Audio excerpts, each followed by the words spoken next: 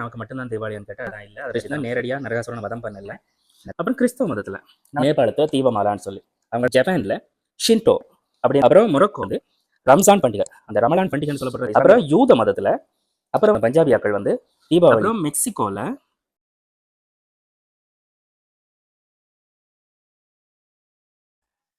வணக்கம், இனிய தீபாவளி நல்வாழ்த்துக்கள் அனைத்து உறவுகளுக்கும். சுவாமி சரணம், சுவாமி சரணம் ஐயப்பா.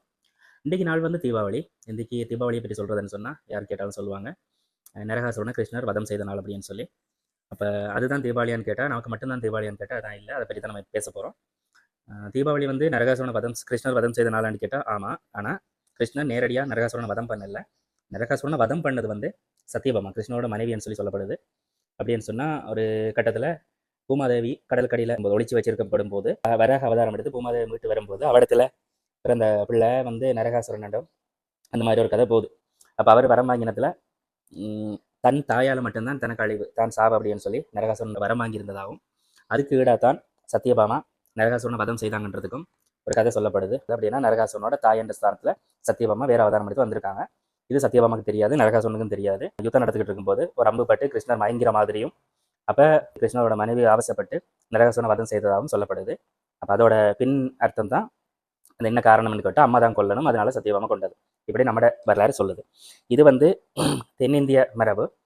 அப்போ இது வந்து சைவர்களுக்கு சம்மந்தமானு கேட்டால் இல்லை வைஷ்ணவர்களுக்கு சம்மந்தமானு கேட்டால் நம்ம இப்போ எல்லாத்தையுமே கும்பிட்றோம் தானே. அப்போ அதனால சைவமா வைஷ்ணவம்ன்றதை பாகுபாடு வேண்டாம். அப்போ நம்ம எல்லாம் கொண்டாடுறோம்னு சொல்லுங்கள். அப்போ அப்படி கொண்டாடிக்கிட்டு இருக்கோம். இது வந்து தென்னிந்திய மரபு. சரி, அப்புறம் வட இந்தியாவில் வந்து இந்த தீபாவளி திருநாள்ன்றது வந்து ராமபிரான் காட்டில் வனவாசம் போயிருந்து அயோத்திக்கு திரும்புகிற நாள். அப்போ அந்த ஊரே மயான காட்சியாக இருந்து அல்லது ஒரு இருட்டில் இருந்து அப்போ ராமபிரான் திரும்ப அயோத்திக்கு வரும்போது தான் அந்த ஊரே செழிப்பாச்சு, அந்த நாடே செழிப்பாச்சுன்ற மாதிரி அந்த மக்கள் வந்து ராமர் அயோத்தியாவுக்கு வந்த நாளை தான் தீபாவளி தினமாக ஒரு கோலாகலமாக ஒளி கிடைச்ச நாள் மாதிரி கொண்டாடுறாங்க. இது நமக்கு சம்மந்தப்பட்ட விஷயம். இதுக்கு அப்பாற்பட்டு வேற யாரும் இந்த தீபாவளியை கொண்டாடுறாங்களேன்னு கேட்டால் ஆமாம். அது எப்படின்னு சொன்னால் தீபாவளி என்ற பேர்லையோ அல்லது தீபாவளி நாள்லையோ எல்லாருமே கொண்டாடுறாங்களான்னு கேட்டால் கிடையாது. ஆனால் வேறு வேறு காலகட்டத்தில் அவங்களோட மதத்துக்கு கலாச்சாரத்துக்கு உட்பட்டு வேறு வேறு காலங்களில் வேறு வேறு தினங்களில் வேறு வேறு மதங்களில் வேறு வேறு முறையில் இந்த தீபாவளி கொண்டாடப்படுது. அந்த கொண்டாடப்படுறதுல முக்கிய தொனி என்னன்னு கேட்டால், இப்போ நம்ம கூட தீபாவளி கொண்டாடும்போது முக்கிய தொனி நம்ம சொல்கிறது வந்து தீப ஒளி திருநாள். இதுதானே தீபாவளின்னு சொல்கிறோம். அப்போ அந்த தீப ஒளி, ஒளியூட்டுற நாள், ஒளி கிடைக்கிற நாள், குடும்பம் சுபிட்சமடைகிற நாள், குடும்பம் சந்தோஷமாக இருக்கிற நாள், நம்ம எல்லாம் சந்தோஷமாக மாறப்போகிற நாள், இப்படியான ஒரு நாள் தான் தீபாவளின்னு சொல்லி தான் நம்மளும் கொண்டாடுறோம். இதே ஒரு துணியை வச்சு தான் இந்த கூடுதலாக இப்போ நான் சொல்ல போகிற மதங்கள் எல்லாமே இல்லாட்டி நாடுகள் எல்லாமே இந்த தீபாவளியை கொண்டாடுறாங்க. அதுக்கு உதாரணமாக சொல்ல போனால் புத்த மதம். புத்த மதத்தில் வெசாக் தினம் தெரியும். அது வந்து ஒளி கிடைச்ச நாள் அல்லது ஒளி திருவிழா. அது நமக்கே தெரியும். அன்னைக்கு வெசாக் அன்னைக்கு ஒளி விளக்குகள் தான் எல்லா இடத்துலையுமே கிடைக்கும். அப்போ என்ன துணின்னு கேட்டிங்கன்னா அந்த ஒளியை கொண்டாடுறது, தீபத்தை கொண்டாடுறது, ஒளி விழா எப்படி ஒரு நாள் தான் கொண்டாடுறாங்க. அப்போ புத்த மதத்துலையும் இந்த தீபாவளி இருக்குது. ஆனால் வேற பேர் வேற தினம், கொண்டாடுற விதம் வேறு. அது வெசாக் தினம்.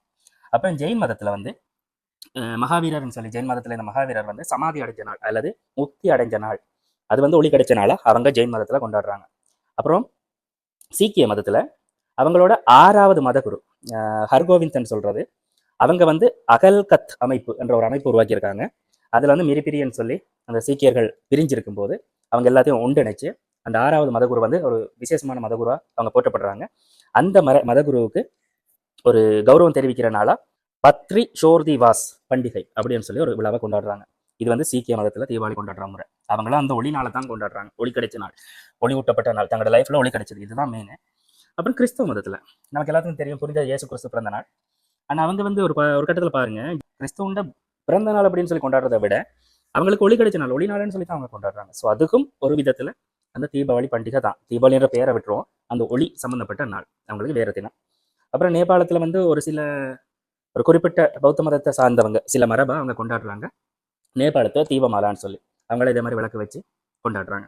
இதில் சைனாவில் லண்டன் ஃபெஸ்டிவல் அப்படின்னு சொன்னால் தீப குடுவை அந்த மாதிரி வச்சுக்கலாம், இல்லாட்டி ஒளி விளக்குன்னு சொல்லுவேன், அந்த மாதிரி வச்சு ஒரு திருவிழாவை கொண்டாடுறாங்க, லண்டன் ஃபெஸ்டிவல். அந்த நோக்கம் என்னது, அந்த ஒளியை கொண்டாடுற நாள், ஒளி கிடைக்கிற நாள், ஒளியை விசேஷமாக கொண்டாடுறாங்க. அவங்களோட அந்த திருவிழாவோட பேர் வந்து யுவான்ஷியாவோ அப்படின்னு சொல்லி கொண்டாடுறாங்க.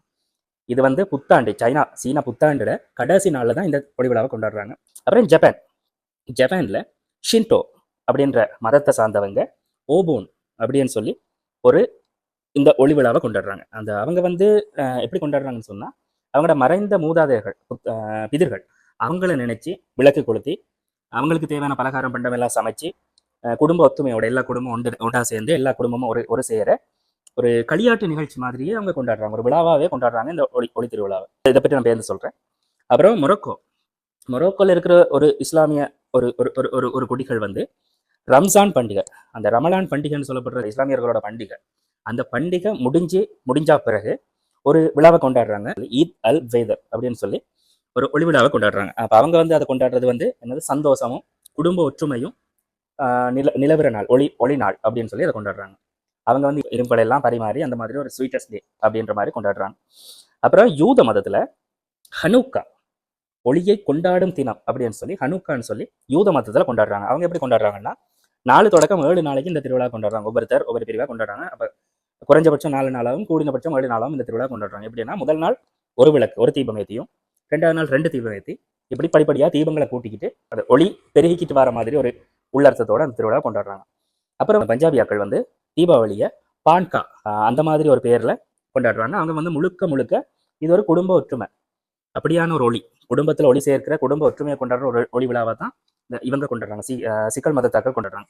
அப்புறம் தாய்லாண்டில் லோய் கிரதோன் அப்படி ஒரு விழாவை கொண்டாடுறாங்க. அதுக்கும் முழுக்க இந்த தீபம் ஏற்றி அல்லது ஒளி ஏற்றி குடும்ப ஒற்றுமையை கொண்டாடுற மாதிரி குடும்பம் எல்லாம் ஒன்றா செஞ்சு சாப்பாடுகள் பரிமாறி இனிப்புகள் பரிமாறி இந்த மாதிரி கொண்டாடுறாங்க தாய்லாண்டில். அப்புறம் மெக்சிகோவில் டியாடிலோஸ் மோட்டாஸ் அப்படின்ற மாதிரி அவங்களோட பேரில் ஒரு கொண்டாடுறாங்க. அது ஆங்கிலத்தில் சொல்லப்படுது டே ஆஃப் த டெத் அப்படின்னு சொல்லி. அப்போ அவங்க என்ன கொண்டாடுறாங்கன்னு சொன்னால், அவங்களோட மறைந்த முன்னோர்கள் அவங்கள மெயினாக வச்சு ஒரு ஒளி ஏற்றி ஒளி விளக்க அந்த ஆன்மாக்கள் வந்து ஒளியாக இருக்கிறதாவும் அந்த ஆன்மாக்களை ஒளியாக நினைச்சு ஒளி விழாவாக கொண்டாடுற மாதிரி அவங்க இதை கொண்டாடுறாங்க. இப்போ நான் மேலே சொன்ன இந்த ஜப்பானியர்களும் இப்போ சொன்ன நான் மெக்சிகோ ஆக்களும் எப்படி கொண்டாடுறாங்கன்னு சொன்னால், அந்த மறைந்த முன்னோர்களை மையமாக வச்சு தான் கொண்டாடுறாங்க. அப்போ குடும்ப ஒற்றுமைன்னு சொல்லும் போதும் எல்லா மதத்திலையும் அந்த குடும்ப ஒற்றுமைன்னு சொல்லி கொண்டாடும் போதும் அவங்களும் இந்த மறைந்த முன்னோர்களோட படங்களை வச்சு அவங்களுக்கு அந்த படையல்கள் போட்டு இந்த மாதிரி தான் கொண்டாடுறாங்க. இப்போ நம்மட கூட பாருங்க, நேற்று தீபாவளிக்கு முதல் நாள் யமதீபம் போடணும் அப்படின்னு சொல்லி ஒரு கான்செப்ட் இருக்குது நம்ம இந்துக்களில், இல்லாட்டி தமிழர் கலாச்சாரத்தில் ஒரு மரபு இருக்குது. அப்போ அந்த யமதீபம்ன்றது வந்து அந்த பிதர்களை சம்மந்தப்படுத்தி ஒரு விளக்கு, ஏன்னா பிதர்களுக்கு ஒளி ஊட்டுற மாதிரி நம்ம ஒரு விளக்க வெளியே போட்டோம்னா அந்த பிதர்களோட ஆசீர்வாதம் நமக்கு கிடைக்குன்ற மாதிரி ஒரு கான்செப்ட். அப்புறம் ஒரு சில மரபை சேர்ந்தவங்க தீபாவளி அன்றைக்கு பிதர்கள் நினைச்சு ஒரு படையல் போட்டு ஒரு ஒரு முறையாகவும், ஒரு சிலர் வந்து அவங்களோட குடும்ப மரபுக்கு ஏற்ற மாதிரி தீபாவளிக்கு முதல் நாள் படையல் போட்டு அந்த பிதர்களை நினைக்கிற மாதிரி முன்னோர்கள் நினைக்கிற மாதிரி ஒரு விழாவாகவும் நம்மளையிலேயே கொண்டாடுறோம்.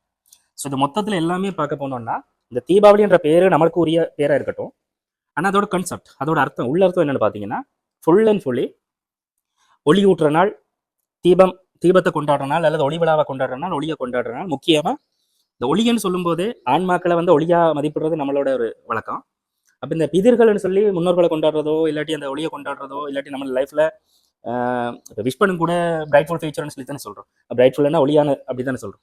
இப்போ அப்படி பார்க்கும்போது மொத்தத்தில் இந்த ஒளியை கொண்டாடுறது வந்து இப்போ நான் குறிப்பிட்ட ஒரு மதங்களை தான் சொல்லியிருக்கேன், இன்னும் சொல்லப்படாத மதங்கள் எவ்வளவோ இருக்குது. இப்போ இவங்க எல்லாருமே வந்து இந்த ஒளி விழாவை தான் இந்த ஒரு அவங்களோட லைஃப்பில், அவங்களோட சம்பிரதாயத்தில், அவங்களோட கலாச்சாரத்தில் இல்லாட்டி அவங்களோட மதத்தில், அவங்களோட நாடுகளில் ஒரு ஒளி விழாவை கொண்டாடுறாங்க.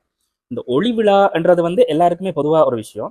குடும்ப ஒற்றுமை, சமாதானம், நிம்மதி, வாழ்வில் சுபிட்சம், ஒரு ஒளியாக நினச்சி லைஃப்பில் ஒரு மாற்றம், ஒரு சேஞ்ச், நாளையிலேருந்து ஒரு ஒளி கிடைச்சிடும் நம்ம லைஃப்பில். இவ்வளோ நாள் இருந்தது, நாளையிலேருந்து ஒரு ஒளி கிடைச்சிடும் அப்படின்ற மாதிரி ஒரு கான்செப்ட் வச்சு தான் இந்த ஒளி விழாவை எல்லாரும் கொண்டாடுறாங்க.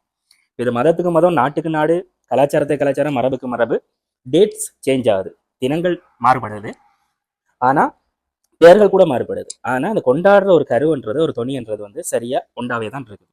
அப்போ நமக்கு மட்டுமே உரியது இல்லை இந்த தீபாவளி, பொதுவாக எல்லாருமே கொண்டாடுறது விஷயம்தான். நம்ம ஒரு தீபாவளி என்ற பெயரை போட்டு நம்ம ஒரு விதமாக கொண்டாடுறோம், மற்றவங்க இந்த மாதிரி கொண்டாடுறாங்க. அப்போ முக்கியம் என்னன்னா, இந்த தீபாவளிக்கு இவ்வளோ ஒரு சிறப்பு இருக்குது. முழுக்க இது வந்து சமயத்தையோ மதத்தையோ சம்மந்தப்படுத்தின ஒரு விஷயமா நான் எனக்கு தோணலை. முக்கியம் நம்மளோட லைஃப். நம்ம இவ்வளோ நாளும் ஒரு இருண்ட லைஃப்ல இருந்து நாளைக்கு இந்த தீப ஒளியோட நம்மளோட லைஃப்ல ஒரு பிரகாசம் கிடைக்குது, ஒளி கிடைக்குது. இந்த மாதிரி நினைச்சு பிதர்களை முன்னேற்களை நினைச்சு அவங்களுக்கு படையால் போட்டு. இன்னொரு விஷயம் இருக்கு, நம்ம சமயத்துல மூதாதையர்களுக்கோ குலதெய்வத்துக்கோ வழிபாடு பண்ணும்போது அந்த பிதர்கள் வந்து நம்மளை ஆசீர்வதிக்கும், அந்த குலதெய்வம் நம்மளை ஆசீர்வதிக்கும்னு சொல்லி சொல்லுவாங்க. அந்த குலதெய்வ ஆசீர்வாதம் அல்லது பிதர்களோட ஆசீர்வாதம் கிடைச்சாலே நம்ம லைஃப் சேஞ்ச் ஆகும். ஸோ அது எல்லாத்தையும் மென்ஷன் பண்ற ஒரு நாளாக தான், அது எல்லாத்தையும் ஒரு நினைவு கூற நாளாக தான் இந்த தீபாவளி என்ற திருநாள் நம்ம மதத்தில் கொண்டாடப்படுது, நம்ம கலாச்சாரத்தில் கொண்டாடப்படுது, நம்ம மரபுல தொட்டு வந்துகிட்டு இருக்குது. அதே மாதிரி கூடுதலான மதங்கள்ல, கூடுதலான மரபுகள்ல, கூடுதலான கலாச்சாரங்கள்ல இந்த தீப ஒளி என்ற நாள் வந்து சிறப்பாகவே எல்லா இடத்துலையும் இருக்குன்றதை நம்ம கண்ணு கூட காண முடியுது. ஸோ திரும்பவும் சொல்கிறேன், எல்லாருக்கும் இனிய தீபாவளி நல்வாழ்த்துக்கள். அனைத்து உள்ளங்களுக்கும், எந்த மதமாக இருந்தாலும் சரி, யாருக்காக இருந்தாலும் சரி, தீபாவளி நல்வாழ்த்துக்கள். அதுபோல் இந்த தீபாவளின்றதோட பண்டிகை கொண்டாடுறோம், சமைக்கிறோம், சாப்பிட்றோம், அதோட முடிச்சிடாம இதுவரைக்கும் இருந்த இருள் எல்லாத்தையும் நம்ம நீக்கி நம்ம மனதாலையும் நம்ம கொஞ்சம் பக்குவப்பட்டு இனிவரும் காலங்களில் நாளையிலிருந்து இந்த கோபதாபங்கள், பகைகள் இது எல்லாத்தையும் தூக்கி எறிஞ்சு எல்லாரும் ஒத்துமையாக, சந்தோஷமாக, நிம்மதியாக, லைஃப்பில் சுபீட்சமாக, பிரைட்ஃபுல் ஃபியூச்சரோடு இருக்கணும்னு சொல்லி எல்லாம் வல்ல இறைவனை பிரார்த்தனை பண்ணிக்கொண்டு நிறைவு செய்கிற இந்த தொகுப்பை. நன்றி, வணக்கம். சுவாமி சரணம். சுவாமி சரணம் ஐயப்பா.